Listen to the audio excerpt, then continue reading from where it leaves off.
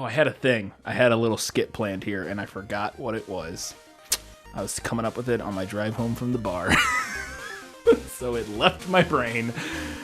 We saw Logan, so you know what that means. It's time for snikt or snikt.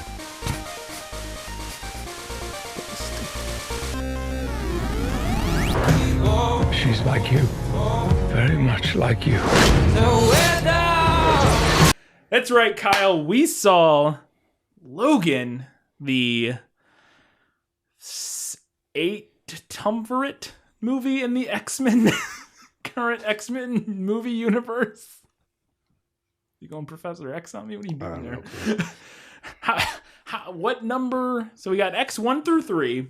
Yeah. We got Origins, The Wolverine, First Class, and Days of Future Past. So that's cameo. I forgot that's 5. Cameo. Well, but he wasn't in First Class. Yeah, he was. Was he? He was in a cameo. Okay. And so then that's 3, 4, 5, 6, 7. And then this is the 8th. Well, he was also in Apocalypse for a scene. Oh, was he? Okay, so 9. This is the 9th film that Wolverine. Unless somebody else has one that we don't know about. Yeah. Which is possible. Go ahead and correct us in the YouTube comments. Possible. This is the 9th movie that Wolverine has.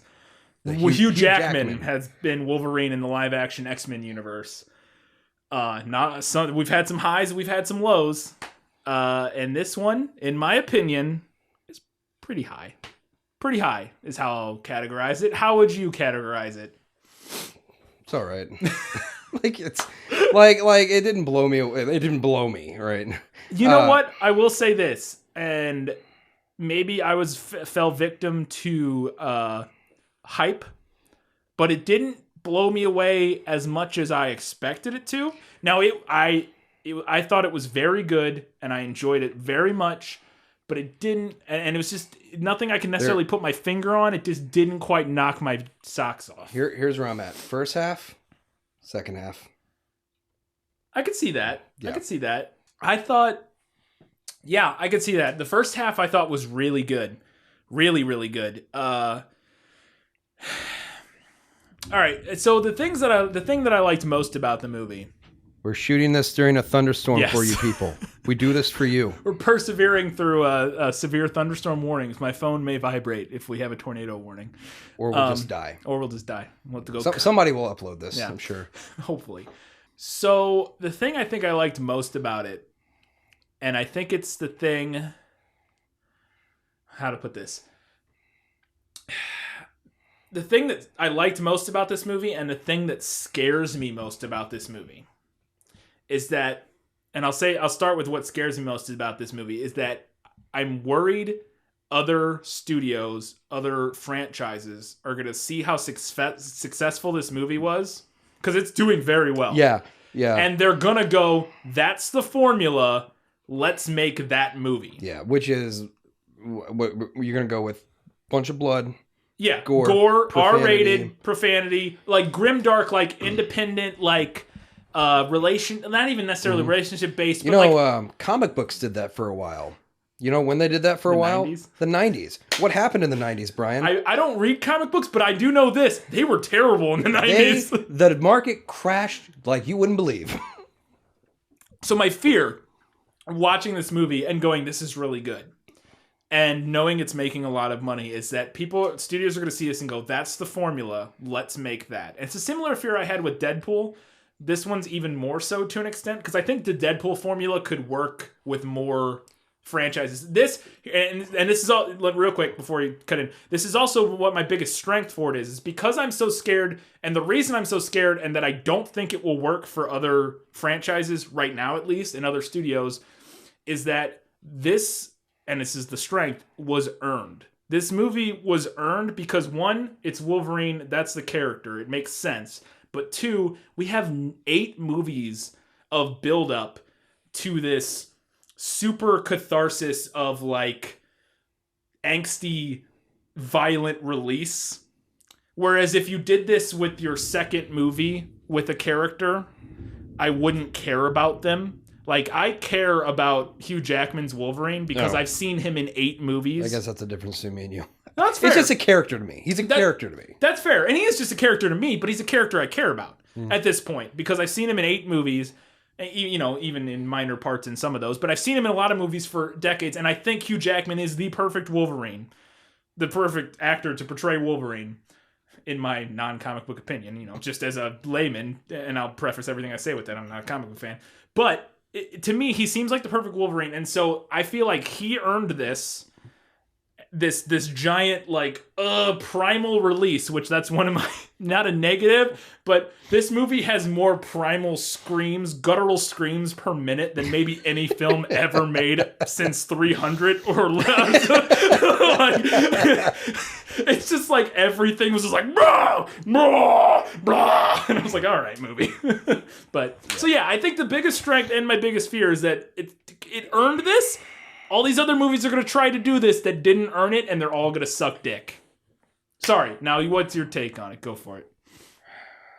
Like, this film would be great if I just watched the first half and then left the theater. Because everything that didn't work for you, as a movie for me, all happened in the second half of this film. Well, let's not get into spoilers just We're yet. not getting into not just yet, but yeah, sorry. The villains, incredibly weak. Good Lord, were they incredibly weak and unimpressive. Yes, that is one thing I will absolutely agree with, is that the villains were like, I don't know you, I don't care about you, you're just here to be talk with a southern drawl, and because they couldn't cast Leonardo DiCaprio or somebody like that. A moment that I thought was like, this might be fun after all. This might be a fun movie. Is the farm family, because the dad is Daryl from Coming to America. So glow Daryl. That's hilarious. Yeah, that was the most upsetting part, which on purpose, but I was super disappointed with how that went. Without getting into spoilers, I was super disappointed with the turn that took. Also, this film's really good for anybody who ever wanted to get into the career of farming corn. They give you some insight. They do give some nice corn pointers. Yeah. Some nice corn discussion. Now, obviously, we can't tell you what that is, because that would take away power from the movie. It's the movie's responsibility to tell you what corn farming is like. We can't tell you what that's like, so you're going to have to go and see it. You have to go see Logan, learn about corn farming. Logan. I don't want to talk about it. Logan. Just stop. Be careful. I need the girl. What girl? How did you? Because I know one of your we talked a little bit about it on one of our podcasts, about one of the trailers, about how you were worried about, and now it's funny hearing you say that you liked the first half. Makes me think that you're at least initially, the thing you thought you wouldn't like about it, you kind of liked. You were worried because you were like, it looks like a road trip, like Logan learning to be a dad. It is, but like, thankfully, most of the road travel crap is cut right out. Yeah, they skip it. Yeah, they don't. No. This is more of a beat to beat movie than it is a road trip continuous thing. Yeah. Well, I was just wondering. I guess then my question is, did you? Because it seemed like you were not on board with the idea of exploring the relationship between this girl, who we'll talk about who that is eventually, and Logan. That didn't seem like something you cared about or were interested in. But now it sounds like you kind of, if you like the first half of the movie, that seems like something you at least enjoyed slightly. Yeah, when she's decapitating people. That's fair. All of those scenes were great. Which I will say, for the action scenes in this, all the stuff with Hugh Jackman's very practical. It's all very practical. And then she's for like her, it's not at all. It's like a kung fu, like wire flying. It's kind of, and I love that, like, because it had to be, because she's a little kid, she's 11. But she's like flipping around, like it literally looks like something out of like a kung fu movie, where she's like, you can, like, she's on wires doing flips and flying around, which it was super fun. But yeah. Oh, warning! This is a warning for anybody going into this movie, and possibly a warning to Mangold, whatever his name is, the director, James Mangold. Mangold. Whenever you're doing rack focusing, don't use an anamorphic lens. Especially if you're rack focusing really far away, because it's just going to do this to your image the entire time. Was that distracting to you? I did not notice this. No, it was distracting as hell to me. Huh. Like it was infuriating, distracting. That's interesting. Because they had that first big rack focus was this fallen water tower that's behind Hugh Jackman. Mm-hmm. And I'm like, okay, I know what that is behind him. And then it just like, oh, that's much smaller than I thought it would be. And I did not pay attention to that at all. Missed that completely. Yeah. It's one of those, and they only used anamorphic lens for this, like throughout the entire film, even when some situations probably would have called for a narrower lens. Anyways, why don't you call up James Mangold and tell him how to do his job? it's just I don't know. Well, he wasn't the DP. Anamorphic lens is really good for doing that super wide format. Yeah. They're just fuck you trying to rack focus it.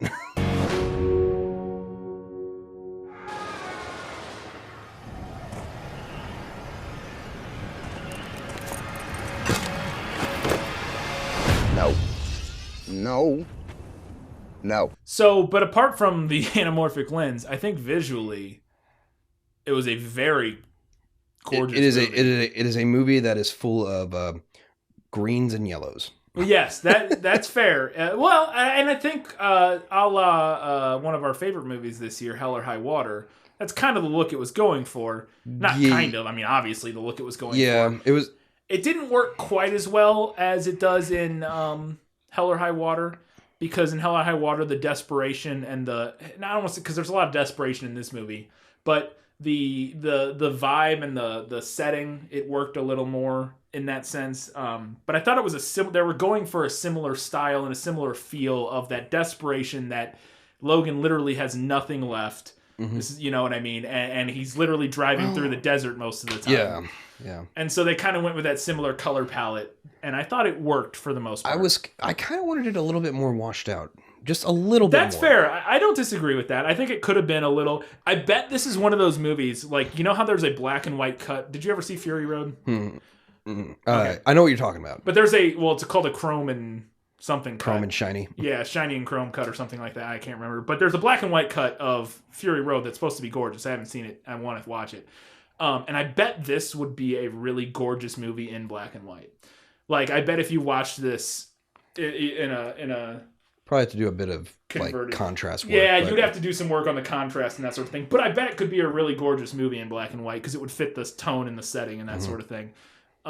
So washing it out a little bit more, like you said, I think could have looked good. Could have. Now enough of our artsy fartsy shit.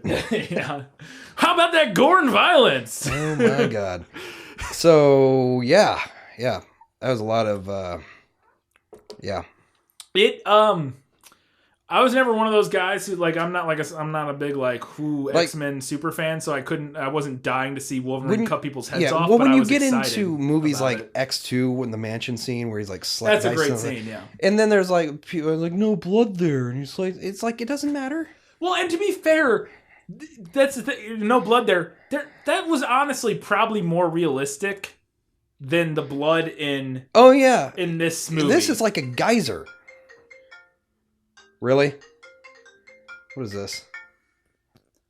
Hello? Yes. If you're on do you know where apartments are?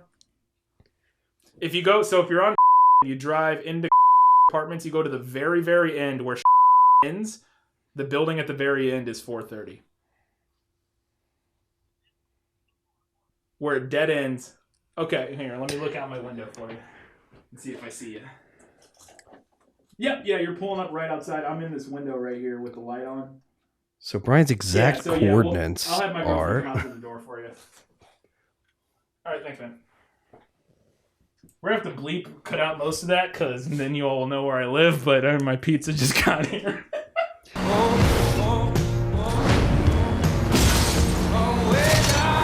All right, so we got cut off because my pizza got here, but we're going to talk about spoilers now. Spoilers! If you want to go see Logan, I would recommend go seeing it if you don't want to listen to spoilers. Kyle, maybe or maybe not, but I would recommend go seeing it. I think it's a good movie. I think it's worth seeing in theaters, but your mileage may vary. So, spoilers. But in the actual comic books and the movie is fucking stupid, especially if it doesn't merit for any of the other films. That's an interesting point, because they don't do it in any other ones, and it's not... I didn't mind it. I thought it worked in this movie, but It would be okay if it was like a token nod and not a critical plot Like point. a whole, like, yeah.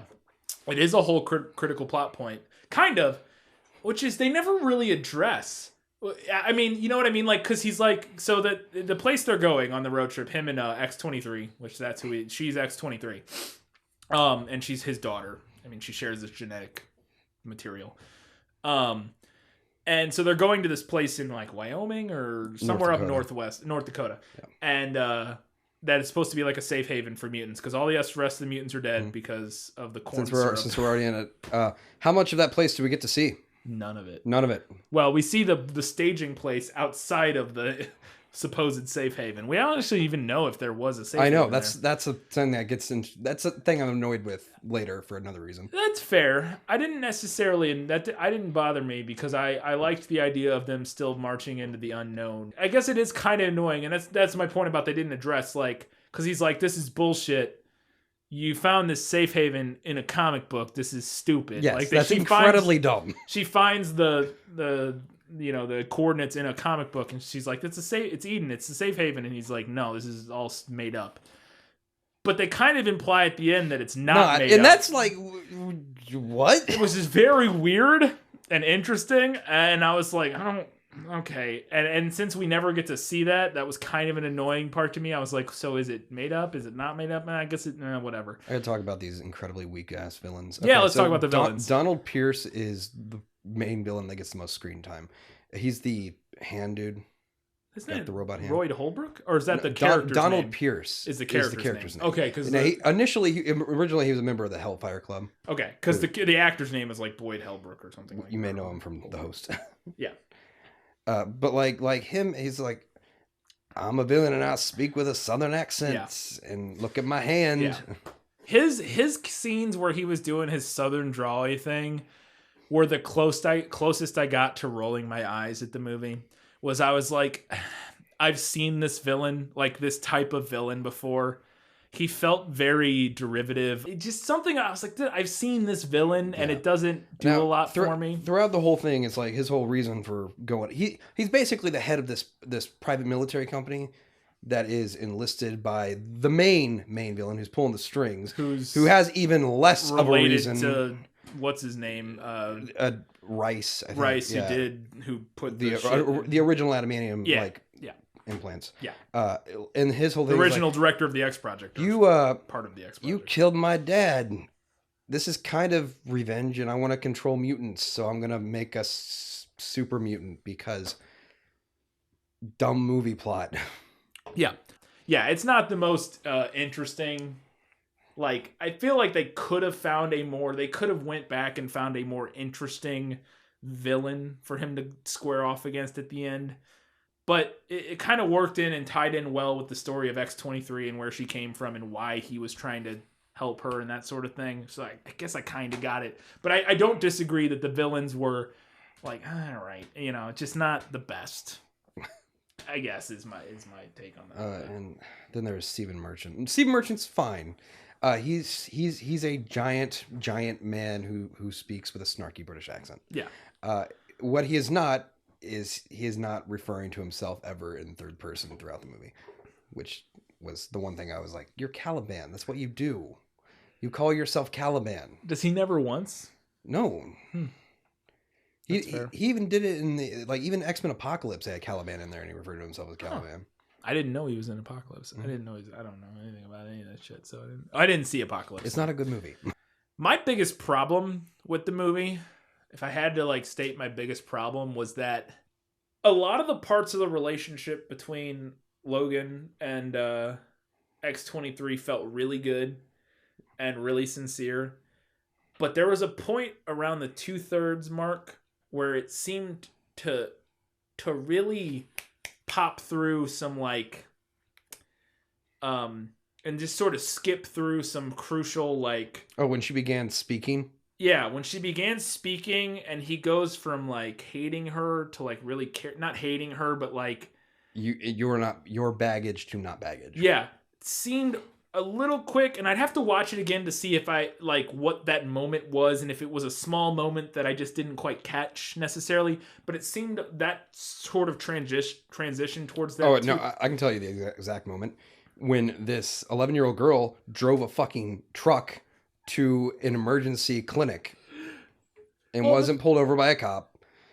Or if she was, she probably killed him. Yeah, that's fair. She probably murdered the shit out of the cop that pulled him over. No, but that wasn't the moment that he... And the small town cop is apparently very versed on mutants. Which I thought that was kind of You mean stupid. the doctor, small town doctor? Yeah, the doctor is just like, oh, and I haven't seen one of you people in a long time. You got to go to a clinic and figure out... You have to go to a clinic, reveal that you're a mutant, to most people's knowledge, they're not even around anymore. Yeah. They're all mostly dead. Yeah. And then you have to be like, oh, I have this fucking alien metal that's in me, poisoning me. Yeah. Well, but he knew who Wolverine was. Like because Wolverine's famous. Yeah, because of the comic. No. I don't think that's the reason most people know is because of the comic book. Yeah. I don't think so. I think most of the people know because it's not that far removed. It's like 10 or 15 years removed from when they were out saving the world. More like 25 years removed. It's 2024. Or and the last 2029. Oh, I thought it was 2024. Okay. 2029. So yeah, you're right. Like 25 years removed since when they were like out saving the world. But I don't know. My impression was that they still, like a guy that old would remember seeing the fucking X-Men on the news, like they're out saving the world, like, you know, and remember, he wouldn't have read it in the comics. He would have been like, yeah, I remember when I was 40 and you fucking saved everybody from whatever. Yeah. Like, so he remembered him. The point being is it was like the fact that he was this well versed and knowledgeable as a small town doctor just seemed kind of dumb. All right, I gotta get to real quick because we got to wrap up soon, but. What do you got? The end. The whole... Okay, did you get the incredibly subtle nuance of him battling himself? Not only him battling himself, but we gotta get to the border. Like, and how this slowly became... How they saw... It felt like they slowly kind of pushing, like, this whole political issue. Because where are all those kids from?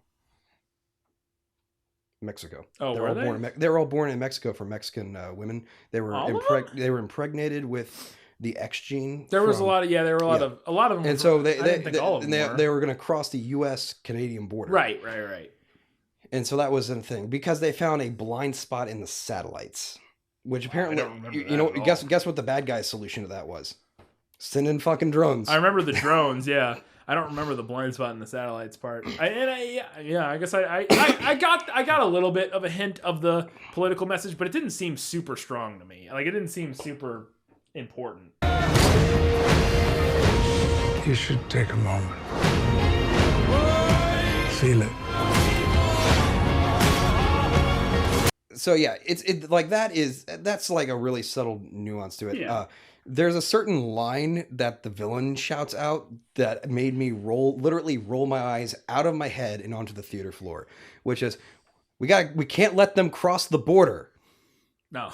There was that's a literal line in the movie as they're running towards the Canadian border. That is, I'll give you this. That's silly because why would they care? Yeah, they're not adhere to any government anything. They were illegally doing shit in Mexico anyways. Yeah, why would they give a shit about the border? They wouldn't care at all. Like it doesn't matter. Like they would just do whatever they want.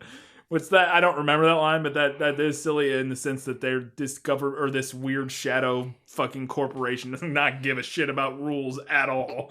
Like so that was dumb. Okay, so X-24 is a thing for some reason. It's not in the comic books, by the way. It's something they created for it. I guess Wolverine 2.0. Yeah, I guess Draken was way too busy. Wolverine's actual son. Okay.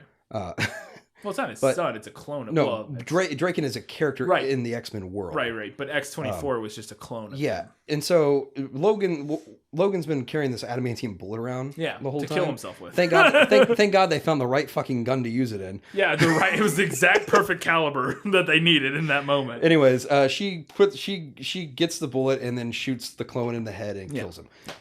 Okay, so does this movie take place in the universe with the rest of the X-Men movies? Because I'm sure Wolverine's been shot in the head before. But their whole thing, and I don't know what the mythology in the movie universe is, because they make a point, because he was shot in the head earlier in the movie, and they blew a hole in his head. Like, the farmer blew a hole in his head with a shotgun earlier in the movie. But it wasn't an adamantium. No, it wasn't adamantium. But that's the thing, is like, so it can pierce his skeleton, but that doesn't mean he still can't heal. They weren't blowing a hole in his head. You could see the adamantium skeleton that was beneath. Yeah. No. You mean earlier? Yeah. That's what I mean. Daryl That's what I mean. Shotgun blasted him. That's right. Yeah, I know. My point is that, and I'm agreeing with you in the sense that the adamantium bullet, sure, it could pierce his skull and hit his brain, but his brain can still heal. Yeah. Like, it doesn't matter. I mean, in X-Men Origins, that's what literally happened. Yeah. I was expecting the clone to get up after a bit and be like, who am I? And then walk off. To be fair, maybe he did. Yeah. Like, maybe just put him down long enough that they could do their thing and run off. That'd be a great end credit scene where he gets up and then looks around and then looks at the grave and is like, oh, these are woods. I'm going to get out of here. Yeah. Maybe that is what happened. But yeah, I agree. I was like, I don't think that's, they went for the, like, silver bullet werewolf thing. Yeah, and I was like, those are my gripes. One is that you break an established logic that's in a previous film if you're going to put it in the same universe. Yeah. And the other thing is having a line of dialogue that's so without thought, where you're just like, we can't let them cross the border, without thinking anything about the previous stuff you established in the movie. Yeah, it's a little silly. Yeah. I didn't have a lot of gripes. I thought it, and this, I think my biggest, this gripe that I thought it was a little slow at times, was mostly because I was kind of tired when I watched it. But like, cause it's like a 2 hour and 15 minute movie. In case you didn't know this already, Wolverine or Logan and Patrick Stewart are dead.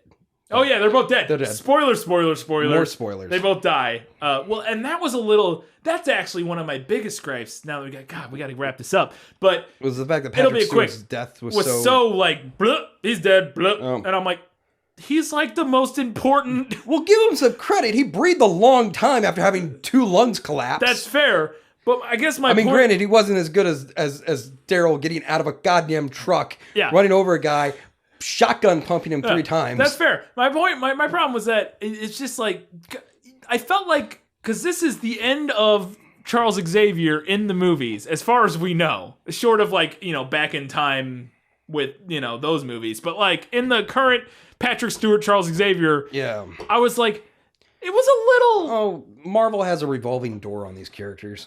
Yeah, but they'll bring that character back. But I'm talking about Patrick Stewart's Charles Xavier. He just sort of dies. And I was like, oh, I guess I get it for the kind of movie it was and what they were going for, but it still felt a little like, I wanted a little more, I was expecting him to sacrifice himself or something, like he was gonna, like he does earlier where he freezes everybody with his brain. He was gonna overload and die. And overload and like shred himself into atoms or what, something like that. Again. Yeah, again. But like something like that, I was kind of expecting, and it was a little, and it was probably intentionally like, whoa, that was just sort of happened. I still would have wanted, because Patrick Stewart plays Professor Xavier again, but he's not in the original body. Yeah. Because of the X3 stuff. Right. Well, I guess none of that really happened. But the point being, even in Days of Future Past. Right. Let's just take original Days of Future Past before they did the whole time fix. Do you think that Patrick Stewart's Professor Xavier, do you think he had clones of himself made on Mur Island just in case he needed to transfer his mind into? I hope so. Because that would be diabolically like mad scientist. I hope so, because one, Patrick Stewart's gonna live forever, so he can keep on acting and keep being Charles Xavier. But 2, yes, that would be diabolical and amazing. I'm convinced Patrick Stewart is going to live forever. It's the only way to explain how Patrick Stewart's the same actor even after he put his mind into somebody else's body. Yes. To wrap things up, though, I would recommend this movie. I think it's one of the better... Not more enjoyable, because here's the other thing. This movie is a nightmare. Like, it's the most depressing comic book movie you will ever watch. Like, it's a good movie, but it's a good movie in a similar way that, like, and now it's not exactly the same, but in a similar way to how, like, Schindler's List is a good movie. Like, it's a good movie, and it is not enjoyable to watch. Like, I mean, there's parts of it that are enjoyable, but a lot of it is like, oh, this is depressing. This is really depressing. Somebody's gonna I can see the comment already. Kyle's an unsympathetic asshole. I was like, whatever. Like the entire, like even the feels, I was just like, okay. That's fair. I mean, well, because I'll put it this way. I've gone through original Uncanny X-Men. I've gone through Ultimate X-Men. I've gone through just a whole bunch of one-shots, movies, video games. It's to the point where I'm just like, like, there's so many different variants that just having one dead, I'm like, whatever. I guess even if you're not emotionally, I guess my point is that even if you're not super emotionally involved, of like where it's like tugging your heartstrings and your feels, is that it's still like a drudging. Like, if it's, I feel like it would be even more awful to watch if it, which it clearly seems like it was, if it wasn't tugging your heartstrings and pulling on your feels, because at least you have like that pulling you along. Whereas if you're not at all emotionally invested in it, you're like, this is just fucking like, which is kind of sounds like how a lot of, you know, some of it seemed to you. But in general, I thought it was a really good movie. It's incredible. Well, not incredible. It's really good, and it's It will get your gore count. Like, you'll fill it up real quick. If you need something to tide you over until Deadpool 2.